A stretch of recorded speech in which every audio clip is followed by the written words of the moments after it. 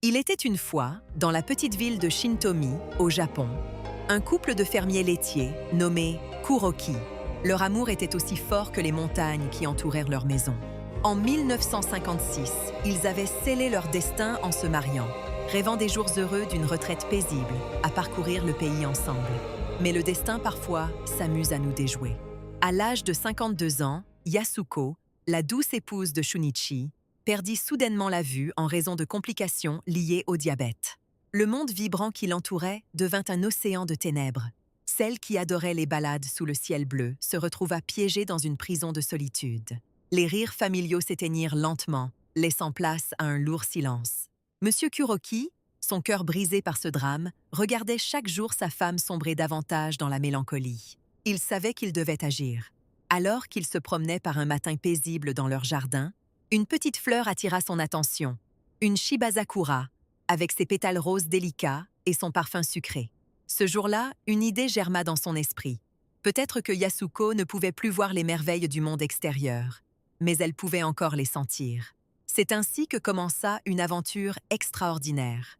Pendant 2 longues années, Monsieur Kuroki mit de côté sa vie de fermier et consacra ses économies à un projet fou: cultiver un jardin rempli de ses fleurs parfumées pour Yasuko.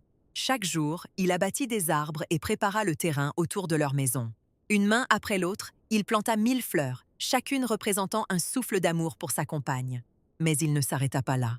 Avec soin et dévouement, il créa des sentiers lisses et sûrs pour guider Yasuko à travers ce nouvel espace enchanteur. Chaque pas qu'il prenait était une promesse faite à celle qu'il aimait tant. Une promesse que la lumière reviendrait dans sa vie.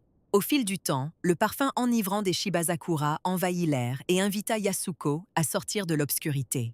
C'était comme si les fleurs chuchotaient « Viens auprès de nous ». Lorsque Yasuko pénétra dans ce tapis rose velouté qu'elle ne pouvait voir, mais dont elle ressentait chaque nuance avec son cœur, la magie opéra. Peu à peu, elle commença à sourire à nouveau. Les nouvelles de ce jardin enchanté se répandirent comme une traînée de poudre à travers tout le Japon.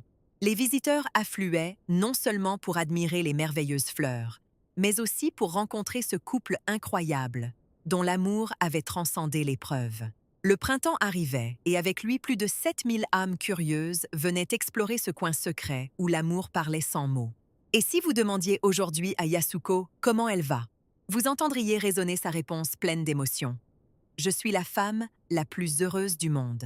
Pour Monsieur Kuroki n'a pas seulement cultivé un jardin, il a créé un pont entre l'obscurité et la lumière pour celle qu'il chérissait tant. Dans chaque souffle d'air chargé du parfum doux des Shibazakura se cache une histoire d'amour indestructible.